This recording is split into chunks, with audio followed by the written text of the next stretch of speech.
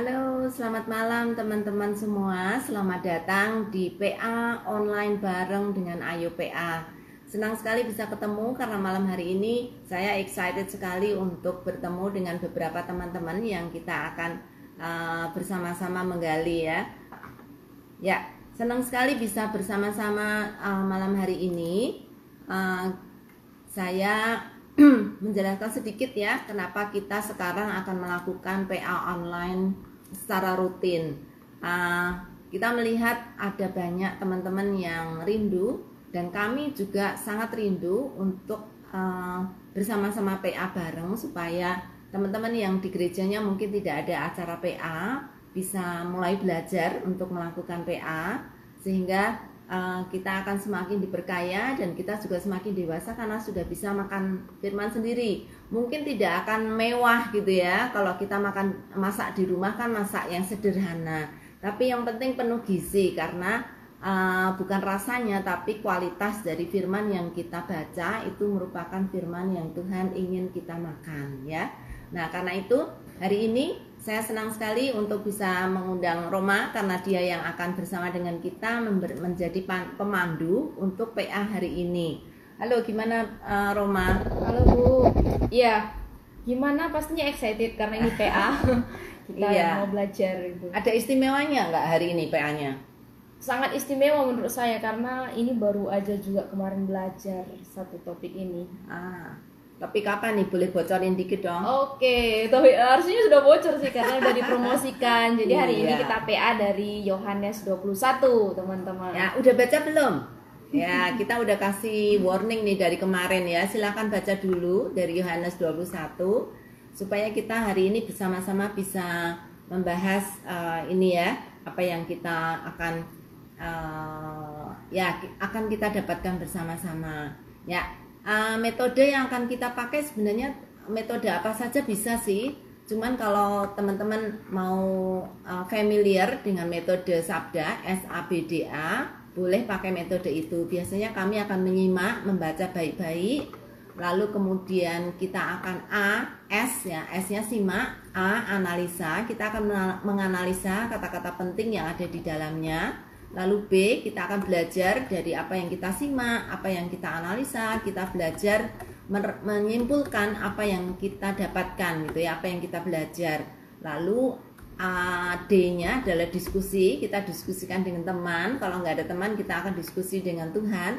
Kita akan bawa dalam doa, minta Roh Kudus untuk memeteraikan itu dalam hati kita semuanya. Kemudian terakhir adalah aplikasi. Nah ini yang paling penting ya. Apapun metode yang kalian pakai, aplikasi itu yang paling penting ya. Karena ketika kita sudah belajar firman Tuhan, jangan hanya menjadi pengetahuan kepala saja, tapi betul-betul dilaksanakan supaya kehendak Tuhan jadi dalam hidup kita. Gimana Roma? Apakah ada tamu yang kita undang malam hari ini? Kalau kita cuma berdua nggak seru deh. Iya, pastinya ada tamu dan ini selalu kita harapkan tamu-tamu muda.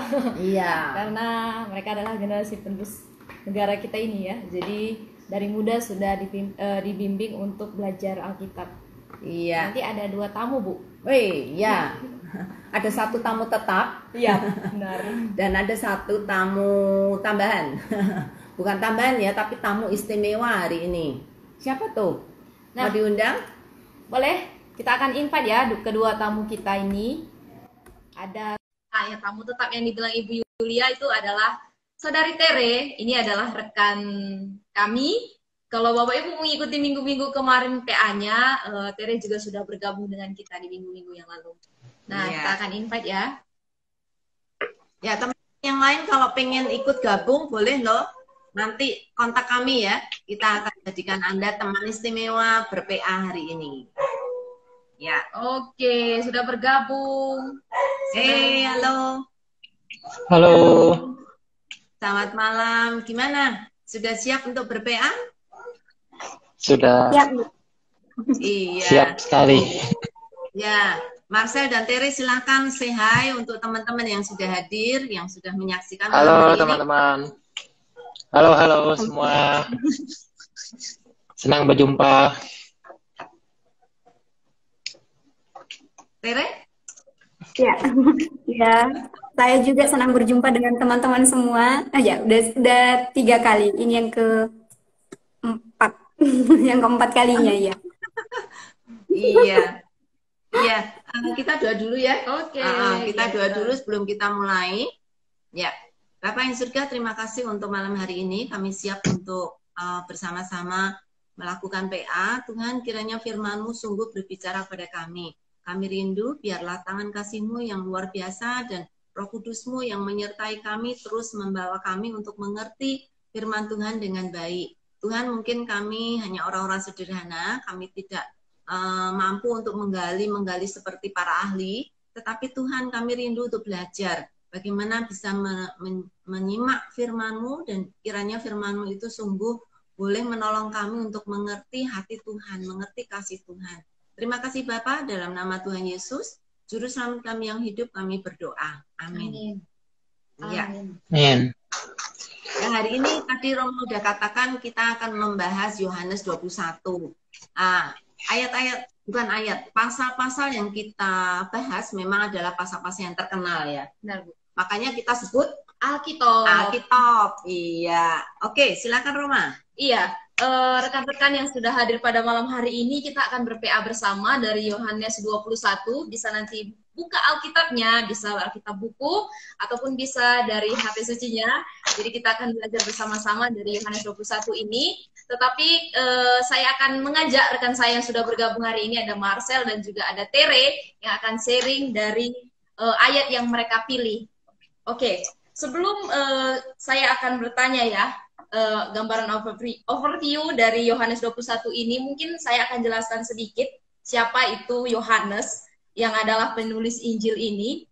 Nah, Yohanes ini adalah salah satu murid Yesus. Bahkan kalau di dalam Yohanes, Bapak Ibu bisa lihat dia dikatakan murid yang dikasihi. Jadi dia mengganti kata ganti ketiga ya, dia dikatakan murid yang dikasihi Tuhan, dan dia adalah saudaranya Yakobus, anak-anak Zebedeus. Nah, Yohanes ini menuliskan 5 kitab.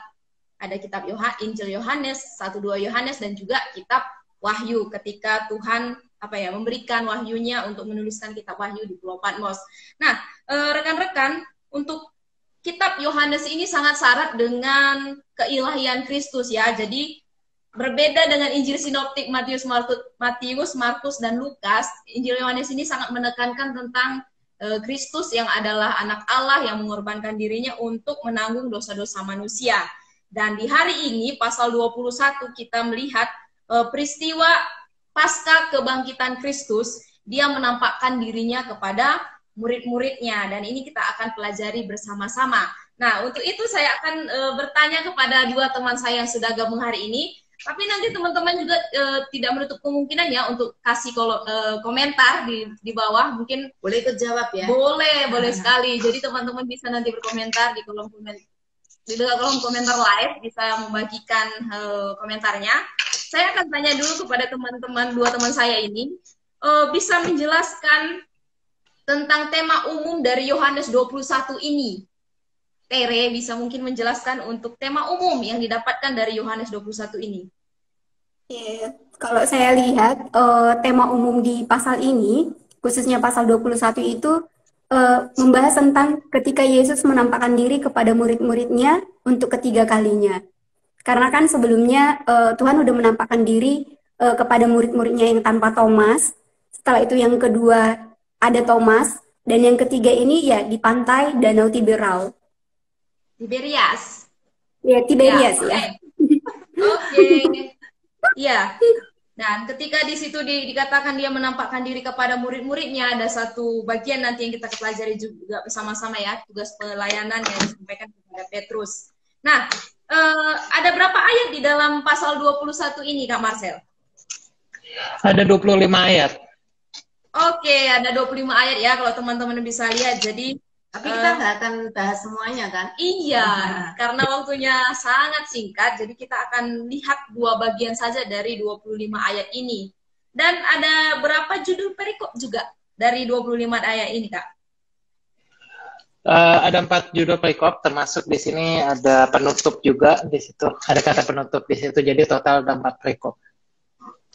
Iya, ada 4 perikop ya di situ. Yesus menampakkan diri kepada murid-muridnya di pantai Danau Tiberias. Dan di bagian kedua tentang gembalakanlah domba-dombaku, dan yang ketiga murid yang dikasih Yesus, yang dimaksud di sini Yohanes, dan yang terakhir kata penutup. Benar yang disampaikan Kak Marcel. Nah, bisa diceritakan garis besar dari 4 perikop ini, Tere? Oke, saya melihat di sini yang menjadi garis besarnya itu, yang pertama itu Yesus menampakkan diri kepada murid-muridnya untuk ketiga kalinya. Dan yang kedua, Yesus makan bersama murid-muridnya. Yang ketiga, pembicaraan Yesus dan Petrus untuk menggembalakan domba-dombanya. Selanjutnya itu, nubuat tentang kematian Petrus dan Yohanes. Dan Yesus menegur keinginan Petrus untuk mengetahui tentang Yohanes. Dan yang terakhir itu adalah kata penutup. Oke, ya, jadi itu gambaran garis besar ya dari pasal 21 ini. Dan ketika tadi kita belajar bersama-sama, sudah ada beberapa tokoh yang disebutkan. Mungkin bisa ditambahkan siapa aja tokoh yang ada di Yohanes 21 ini, Kak Marcel? Kalau saya menemukan sejauh ini ada Simon Petrus, ada Thomas, ada Nathanael dari Kana, anak-anak Zebedeus yang kita tahu Yohanes, kemudian ada 2 orang murid yang lain, dan tentunya ada Tuhan Yesus sendiri. Kurang lebih kalau saya menemukan sekitar ada 6. Oke. Ya, Didimus, Nathanael, anak-anak Zebedeus, berarti Yohanes dan Yakobus, dan 2 orang muridnya yang lain. Oke, ada beberapa tokoh di situ, dan kita akan melihat bersama-sama ya, karena kita sudah melihat tadi gambaran garis besarnya untuk pasal 21 ini. Kita akan masuk di dalam penggalian pasal 21. Kita akan mulai dengan Tere ya, mari kita menggali sama-sama. Nanti silakan teman-teman juga buka Alkitabnya ya. Ayat mana yang berkesan bisa di-share nanti di kolom komentar. Bisa dibagikan juga berkat yang didapat. Kita lihat di pasal 21. Tere akan memilih. Ya, Tere belum bilang. Tere akan memilih ayat berapa? Iya, Tere akan memilih ayat berapa? Saya pilih ayat yang ke-12. Oke, Saya bacakan. Kata Yesus kepada mereka, marilah dan sarapanlah. Tidak ada di antara murid-murid itu yang berani bertanya kepadanya, siapakah engkau? Sebab mereka tahu bahwa ia adalah Tuhan. Kalau Marcel memilih ayat berapa, Kak? Saya di ayat ke-17. Saya bacakan ya. Oke. Kata Yesus kepadanya untuk ketiga kalinya, Simon, anak Yohanes, apakah engkau mengasihi aku? Maka sedih hati Petrus karena Yesus berkata untuk ketiga kalinya, apakah engkau mengasihi aku? Dan ia berkata kepadanya, Tuhan, engkau tahu segala sesuatu. Engkau tahu bahwa aku mengasihi engkau. Kata Yesus kepadanya, gembalakanlah domba-dombaku. Oke, jadi ini 2 ayat yang dipilih oleh rekan-rekan saya. Ayat 12 dan juga ayat 18. Nah, 17. Kita ayat 17 ya, ayat 17. Oke, kita akan menggali bersama-sama dengan Tere. Nah, bisa dijelaskan kesan pertama ketika memilih ayat ini? Kenapa tertarik memilih ayat 12 ini? Saya terkesan dengan kata marilah dan sarapanlah gitu. Oke. Ya, sangat memperhatikan kebutuhan perut ya. Ya, mungkin di sini kesannya itu orang akan melihat secara jasmaninya gitu. Tapi yang saya lihat di sini adalah bagaimana Tuhan Yesus memperlakukan murid-muridnya itu seperti seorang sahabat yang sangat mengenal mereka gitu. Jadi kayak ajakan, sini-sini, mari makan gitu. Nah, yang kedua juga saya terkesan dengan reaksi murid-muridnya saat itu gitu. Yang mereka hanya mengiyakan dan ya duduk makan bersama dengan mereka, dengan Tuhan Yesus gitu. Ya, kalau diajak makan ya pasti mau dong. Siapa yang menolak makan gratis ya kan? Udah disiapin juga kan sama Yesus di ayat sebelumnya. Iya. Oke. Nah, tadi ketika Tere melihat ayat 12 ini dikatakan, marilah dan sarapanlah. Apa yang terjadi setelah murid-murid Yesus datang mendekat kepada, setelah murid-muridnya datang mendekat kepada Yesus, ketika diajak, mari dan datanglah. Ya, yang terjadi itu ketika mereka sudah mendekat, Tuhan Yesus menjamu mereka. Mereka dijamu, setelah itu mereka juga langsung taat aja gitu. Dan mereka duduk makan bersama-sama dengan Tuhan Yesus. Itu tadi yang di terjemahan PB ya kamu ya? Iya. Datanglah. Tapi di terjemahan AYT sarapanlah. Oh iya. Karena pagi ya. Karena pagi jadi sarapan. Saya baru tahu di sana ternyata ikan bakar itu juga untuk sarapan pagi. Padahal di Bukan sini untuk biasanya dinner. malam ya. Beda budaya Bu ya. Oke, kenapa kenapa murid-muridnya tidak berani bertanya bahwa itu Yesus, itu Tuhan gitu? Kalau kita baca di ayat 4, kita bisa lihat sebenarnya kan murid-murid belum tahu siapa yang Ya, berbicara saat itu gitu. ya, Tapi ketika kita baca di ayat 7, akhirnya mereka tahu bahwa itu Tuhan gitu kan. Nah, setelah di ayat 12 ketika Tuhan Yesus mengajak mereka sarapan, ya mereka sudah percaya, oh itu Tuhan gitu. Jadi mereka sudah nggak bertanya lagi gitu. Jadi kalau mungkin ini kayak kesan ini juga, wah, eh, ini kayak kami pernah mengalaminya gitu, kayak deja vu gitu loh. Karena kan kalau kita baca di sebelumnya juga ketika Tuhan Yesus mau mengajak mereka menjadi murid-muridnya, Tuhan juga memanggil mereka ketika sedang menjala ikan gitu. Jadi mungkin kalau kita mengalaminya itu, kayaknya aku pernah mengalami hal ini gitu. Itu yang membuat mereka, oh ini Tuhan gitu. Mereka yakin, di ayat 12 semakin yakin. Nah, ini pertanyaan saya. Mereka yakin itu Tuhan. Sama juga seperti pertanyaan Pak Samuel nih. Bagaimana bisa mereka tahu bahwa itu Tuhan? Coba. Bagaimana bisa mereka tahu? Iya. ini Pak Sis, jawab Pak Sis. Eh, di ayat 7, kita bisa baca yang ayat 7. Ya, coba dibaca, Ter. Ya, maka murid yang dikasihi Yesus itu berkata kepada Petrus, itu Tuhan. Ketika Petrus mendengar bahwa itu adalah Tuhan, maka ia mengenakan pakaiannya sebab ia tidak berpakaian, lalu terjun ke dalam danau. Nah, Oke. sebenarnya kan sebelum Tuhan Yesus mati, mereka sudah tahu gitu dan sudah mengenal Tuhan Yesus. Hanya saja ketika Tuhan Yesus mati, mereka ya kayak kembali ke kehidupan lama gitu. Jadi ketika mereka mendengar suara Tuhan itu, sebenarnya mereka sudah tahu, oh itu Tuhan gitu. Hanya saja ada mungkin keraguan gitu. Ya, aku pikir yang membuat yakin itu Tuhan karena mujizat, ya. Karena apa yang dilakukan Tuhan Yesus tuh nggak mungkin orang lain bisa lakukan kecuali Tuhan. Iya. Ya, Oke, iya. Jadi dari ayat yang dipilih Tere tentang bagian ayat 12 ini, apa pelajaran yang Tere bisa dapatkan dan bisa menjadi satu pelajaran penting gitu bagi Tere? Menurut saya, ketika kita baca perikop ini, khususnya yang perikop pertama gitu, ini menggambarkan bagaimana Tuhan mengenal kita gitu dan mengerti kita secara dalam gitu. Dan aku melihat juga di sini bagaimana Tuhan punya inisiatif untuk mengenal kita gitu dengan ajakan, bahkan juga Dia yang mendatangi murid-murid gitu. Nah, di sini saya juga belajar bahwa ketika Tuhan aja mau mengambil inisiatif untuk mengenal kita gitu. Nah, bagaimana dengan kitanya?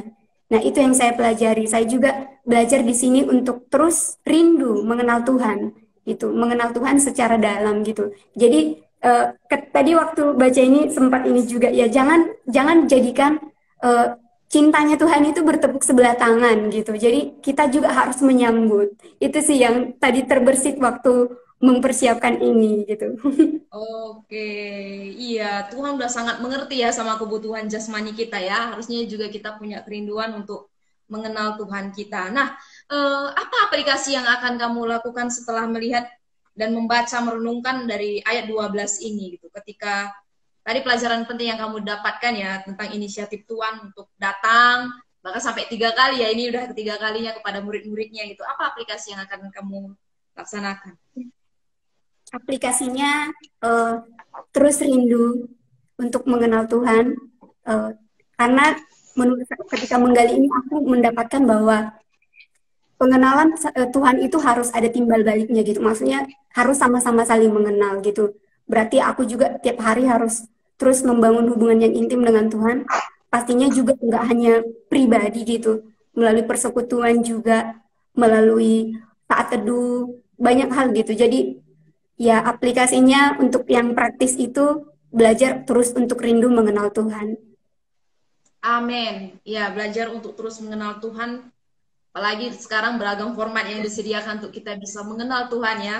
Terima kasih Ter Iya, untuk sharingnya dan pastinya ada tanggapan nih dari teman-teman yang ngikutin hari ini. Ya mungkin saya bacakan dulu ya Bu, untuk beberapa tanggapan yang ketika Tere tadi memilih ayat perikop 1 ini khususnya ayat 12, Pak Bobi mengatakan saya terkesan ayat 2 karena Simon Petrus dan saudaranya rupanya kembali kepada kehidupan lama tanpa Yesus sebagai penjala ikan. Artinya tanpa Yesus kita kembali pada kehidupan lama kita. Berjaga-jagalah. Nah, ini juga mengingatkan kita ya untuk terus berjaga-jaga ya, karena kehidupan lama mungkin suka sekali untuk ingin menggerogoti lagi. Nah, ada tanggapan juga dari atas nama akun Twin Suang. Saya kagum sama Yesus karena mendatangi murid-muridnya. Karena Yesus mengasihi mereka dan Yesus tahu Tuhan perlu melakukan itu supaya mereka dipulihkan dan akhirnya dipakai untuk jadi rasul-rasulnya. Ya puji Tuhan ya, panggilan mereka sangat dipulihkan melalui. Nah, sebenarnya panggilan yang dipulihkan ini nanti di bagian perikop kedua ya. Nah, ada satu tanggapan lagi dari Pak Samuel. Mereka tidak jauh dari darat, tapi bisa dapat banyak ikan. Kemudian sarapannya pun bukan tangkapan para murid, tapi sudah disiapkan Tuhan Yesus. Coba bayangkan itu. Luar biasa. Ini tadi ya yang dibilang Bu Yulia, mukjizat Tuhan yang membukakan mata mereka bahwa itu adalah perkara yang luar biasa yang dikerjakan Tuhan. Nah, kita akan lanjut kepada Marcel, karena Tere sudah memilih ayat 12 dan sudah belajar dari ayat 12 ini. Tadi Marcel memilih ayat 17 ya. Kita akan melihat lebih dalam lagi. Apa kesan pertama ketika Marcel memilih ayat 17 ini? Kenapa tertarik memilih? Saya begitu tertarik dengan pertanyaan yang diajukan oleh Tuhan Yesus di sini. Jadi pertanyaan ini diulang 3 kali. Simon, apakah kamu mengasihi aku? Dan buat saya itu kayak sebuah pertanyaan yang kenapa sih? Padahal Petrus sudah menjawab, benar Tuhan, kamu tahu aku mengasihi engkau. Dan begitu yang ketiga kali, Petrus berubah. Dia sedih dan kemudian dia menjawab dengan berbeda. Engkau tahu segala sesuatu. Dan respon yang diberikan itu, gembalakanlah domba-dombaku. Itu buat saya menarik ya. Dan membuat saya kayak bertanya-tanya, kenapa ya Tuhan seperti itu waktu saya membaca dan menggali ayat ini. Oke. Nah, kira-kira dari 3 kali Yesus bertanya kepada Petrus, apakah pertanyaan Yesus yang ketiga ini sama dengan dua pertanyaan Yesus sebelumnya gitu di ayat 15 dan ayat 16, ataukah berbeda? Waktu saya baca-baca ada sedikit perbedaan, terutama kata mengasihi. Yang kedua pertanyaan pertama mempergunakan kata agape, yaitu kasih yang satu arah, yaitu mengorbankan diri sendiri. Kemudian philea, kalau untuk yang ketiga dia menyamakan dengan Petrus. Philea ini kalau saya coba baca di kata-katanya itu dia adalah kasih persaudaraan, seperti itu. Oke. Nah, ada yang menarik ya di bagian ketika Yesus menyatakan untuk yang ketiga kali di sini ya. Di jawabannya sudah dikatakan, maka dengan sedih hati Petrus karena Yesus bertanya untuk ketiga kalinya. Padahal di pertama dan kedua Petrus belum sedih di situ mungkin, tapi yang ketiga kali ini Petrus menjawab dengan sedih hati. Apa yang membuat Petrus menjadi sedih? Kalau saya mencoba membayangkan tentang Petrus ya, yang pertama, waktu saya mencoba memposisikan diri saya sebagai Petrus, yang pertama dan kedua, saya membayangkan kayaknya saya belum tersentuh dengan perkataan daripada Yesus. Karena dia kan berkata, apakah kamu agape dengan aku? Dan yang ketiga, begitu dikatakan philea, berarti di situ ada penerimaan daripada Yesus. Dan saya membayangkan bagaimana hancur hatinya seorang Petrus yang dia sempat menyangkal Tuhan Yesus dan dia mungkin teringat dan kemudian dia dipercaya kembali oleh Tuhan Yesus. Buat saya itu amazing sih, itu sesuatu yang luar biasa. Iya, aduh luar biasa. Ketika baca bagian ini juga sangat diingatkan ya tentang pemulihan yang Tuhan berikan kepada Petrus ya. Nah, ketika Petrus menjawab, Yesus memberikan perintah untuk menggembalakan domba-dombaku. Nah, ini juga 3 kali hal yang sama yang diucapkan oleh Yesus ya, gembalakanlah domba-dombaku. Nah, kira-kira apakah Marcel menemukan ada beda dengan perintah Yesus yang pertama dan kedua tentang gembalakanlah domba-dombaku? Ada perbedaan sih. Kalau di dalam bahasa Inggrisnya saya menemukan di beberapa terjemahan itu yang pertama mempergunakan kata lamb atau anak domba dan ada yang mempergunakan kata sheep atau yang domba yang sudah besar. Jadi kalau saya mencoba menafsirkan itu berbicara tentang jemaat yang baru dan jemaat yang lama. Seperti itu. Ya, atau orang Kristen yang baru dan orang Kristen yang lama. Ya. Yang udah gede. Yang sudah dewasa.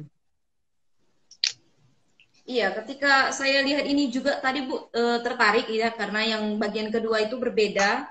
Ternyata kata gembalakanlah domba-dombaku ini maksudnya kepada Petrus di sini juga kepada orang Israel yang saat itu mungkin hilang dan juga kepada luar Israel saat itu. Dan kalau kita lihat nanti di kisah para rasul akhirnya mereka juga memberitakan Injil kepada orang-orang di luar Israel, gitu. Kawanan domba yang lain yang belum selamat yang masih hilang. Nah ini luar biasa nih di sini. Nah dari 3 kali Petrus menjawab Yesus dan Yesus bertanya kepada Petrus, dan di ayat 17 ini jadi gong, di mana apa ya, panggilan Petrus dipulihkan gitu, relasi Petrus juga dipulihkan, persekutuannya dipulihkan. Apa yang kamu pelajari dari ayat 17 ini? Saya mempelajari bagaimana ya Tuhan sendiri memandang kita sih. Bagaimana setiap kita kan yang pastinya bisa salah dan tiap hari nggak lepas lah ya, bisa jatuh ke dalam dosa. Tapi bagaimana Tuhan Yesus melihat kita dari sudut pandangnya. Dia terus mempercayai kita. Bahkan seorang Petrus itu gagalnya mungkin kalau buat kita manusia itu kebangetan gitu loh. Iya. Tapi dia benar-benar sampai Tuhan Yesus bilang, ayo gembalakan domba-dombaku. Dan buat saya itu sebuah kepercayaan yang besar seperti itu sih.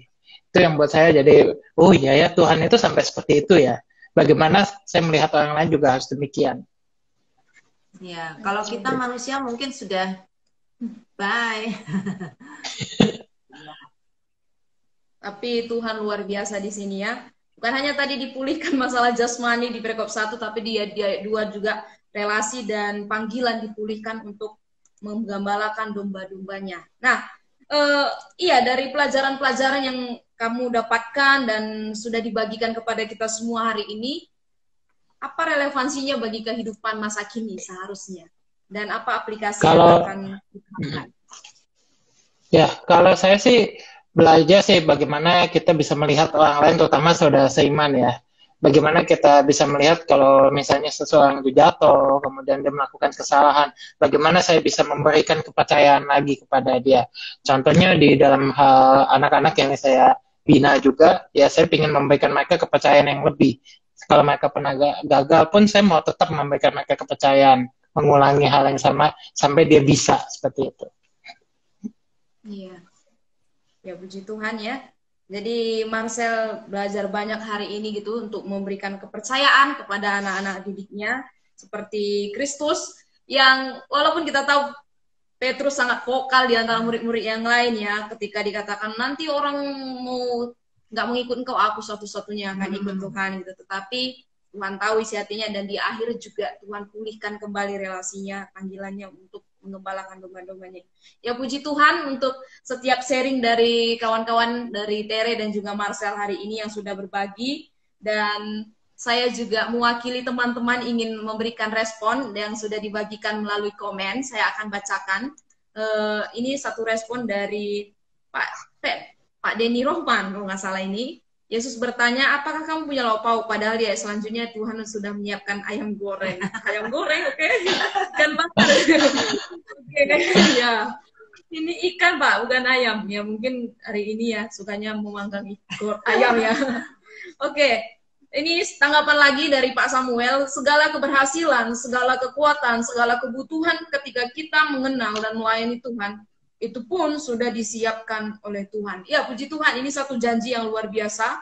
Dan ketika, ada satu tanggapan lagi dari Pak Samuel, mungkin dia teringat 3 kali penyangkalan Petrus waktu Tuhan Yesus mau disalib. Iya, ini benar sekali ya, dejavu gitu. Dia ingat gitu ketika 3 kali Tuhan tanya, sebelum ayam berkokok engkau akan menyangkal aku gitu. 3 kali dia menjawab nggak akan Tuhan, tapi setelah itu tetap juga dia sangkal gitu. Tapi Kali ini dia juga bertanya 3 kali dan dengan sedih hati dia berkata, engkau tahu segala sesuatu. Ya, di sini dia percaya bahwa Tuhan mengetahui segala sesuatu dan Petrus mengasihi Tuhan. Ya, puji Tuhan untuk setiap sharing dari teman-teman, baik Tere dan juga Marcel. Saya juga sendiri diberkati gitu dari 2 perikop yang kita pelajari bersama-sama ini. Di satu sisi Tuhan mengerti setiap kebutuhan kita secara jasmani, di sisi lain juga Tuhan mengerti bagaimana kehidupan rohani kita, dan Dia mau mengundang kita dipulihkan untuk relasinya bisa kembali relasinya bisa pulih dengan kita, dan ada satu panggilan untuk mengikut Dia senantiasa. Di ayat 19, ikutlah aku. Ya, puji Tuhan. Nanti Bu Yulia yang akan memberikan ini ya, kesimpulan dari hasil PA kita hari ini. Ya, silakan Bu. Iya. Ya, senang sekali walaupun tidak semua ayat, aku bayangin nih kalau semua ayat kita kupas, wow, luar biasa ya. Tapi karena waktu kita hanya bisa mengupas, ini udah lebih, kita sampai jam berapa ini? Oh, masih ada 10 menit, Bu. Oh, kita kasih perpanjangan nih. Iya, 15 menit. Ya, teman-teman minggu lalu karena minggu lalu 30 menit nggak cukup, jadi hari ini kita coba 45 menit ya. 45 menit mungkin bisa. Iya. Teman-teman, saya senang sekali karena ini ayat yang sangat terkenal, pasal yang sangat terkenal, dan kita semua sudah pernah minimal tentang 3 kali Tuhan Yesus bertanya. Itu hampir semua orang Kristen tahu lah ya. Dan bagaimana kita bersama-sama bisa melihat hal-hal yang luar biasa. Tadi Terry melihat bagaimana Tuhan reach out ke kita gitu ya, untuk menjangkau kita supaya kita boleh kembali kepada panggilan yang Tuhan sudah kasih ke kita, supaya kita tidak menyeleweng dari apa yang Tuhan sudah kasih ke kita gitu ya. Dan sebaliknya kayak aplikasi dari Tere, kita juga seharusnya merespons reach out atau tangan Tuhan yang menjangkau kita untuk kita memberikan respon yang positif dan sama-sama, sehingga ketika kita bersama dengan Tuhan kita selalu melihat keintiman yang kita bangun bersama-sama. Tadi salah satu aplikasi Tere adalah untuk kita terus membaca firman Tuhan supaya kita semakin akrab dengan Dia, semakin mengasihi Dia. Dan saya senang sekali karena dari ayat yang ke-17 kita juga belajar satu hal yang indah sekali yang tadi Marcel sudah katakan, bahwa Tuhan itu nggak jera ya dengan kita. Tuhan masih memberikan bukan second chance, bahkan third chance gitu ya, memberikan 3 kali pertanyaan untuk Petrus dipercaya lagi oleh Tuhan. Itu merupakan luar biasa ya. Kita semua manusia tuh kayak tadi Marcel bilang, kita semua tuh pasti nggak lepas dari kesalahan gitu ya. Kalau sesama manusia mungkin kita sulit untuk memaafkan ya. Tetapi melihat contoh dari Tuhan Yesus mengampuni kita, memaafkan kita, bahkan lebih daripada cuma memaafkan. Ada banyak orang yang mungkin memaafkan, habis itu bye, nggak mau lagi gitu ya. Tapi Tuhan Yesus bukan hanya mengampuni saja, tapi bahkan memberi kesempatan, bahkan kesempatan yang lebih besar daripada sebelumnya. Bagi saya itu merupakan satu pertunjukan kasih yang sangat besar untuk kita. Karena itu ketika Tuhan memberikan kesempatan setelah kita jatuh, setelah kita berbuat dosa, setelah kita mengecewakan, ketika Tuhan memberikan kesempatan jangan ditolak. Karena Tuhan tuh sungguh-sungguh, bukan main-main ya. Tuhan sungguh-sungguh tahu siapa diri kita, dan kita boleh dipulihkan oleh Tuhan kalau kita percaya kepada Tuhan dan juga mengandalkan Dia. Ya, itu yang saya rasa pelajaran yang sangat penting gitu ya. Seperti Marcia bilang, kita juga dengan anak-anak didik kita juga harus belajar mengampuni, bahkan memberi kesempatan lagi gitu ya untuk mereka, supaya mereka boleh, siapa tahu, kita tidak tahu masa depan mereka ya. Ada banyak orang membuat kesalahan, tetapi ketika kita ampuni, ketika kita memberikan kesempatan, mereka berubah total. Karena pekerjaan Roh Kudus itu bisa luar biasa ya. Ya. Selain itu juga pasal 21 ini merupakan pasal yang terakhir ya dari Injil Yohanes. Di kata penutup dikatakan masih banyak hal-hal lain yang diperbuat oleh Yesus, tetapi kalau semuanya itu harus dituliskan satu persatu, maka agaknya dunia ini tidak dapat memuat semua kitab yang harus ditulis itu. Ya, saya bisa membayangkan ya, selama 3 tahun, walaupun cuma waktu yang sedikit, tapi yang dikerjakan Tuhan tuh luar biasa. Tidak ada berhentinya. Tuhan tidak pernah menganggur, Tuhan tidak pernah membuang waktu gitu ya, tetapi seluruh waktu dipakai dengan luar biasa. Dan kalau kita mau tuliskan mungkin wow, banyak sekali ya. Bahkan setiap langkah, setiap kata-kata yang Tuhan ucapkan tuh bermakna gitu ya, sangat bermakna. Jadi ya saya bisa mengerti apa yang Yohanes sebutkan ya. Dia mungkin pengennya menulis lebih banyak ya, tetapi kalau dituliskan lebih banyak mungkin tidak akan cukup. Jadi ini merupakan pasal yang luar biasa, dan kiranya kita semua belajar hal-hal yang Tuhan sudah tunjukkan pada kita hari ini. Itu Roma? Iya, Bu. Iya. Nah, ada komentar nih, Bu. Banyak komentar. Silakan dibacakan. Iya, ada satu komentar dari Pak Denny, dikatakan Tuhan menyediakan lebih dari yang kita bayangkan dan selalu diingatkan lagi akan kasih-Nya. Ya, benar sekali, Pak. Dari Ibu Ling Budi juga dikatakan kuasa dan kasih-Nya tidak berubah.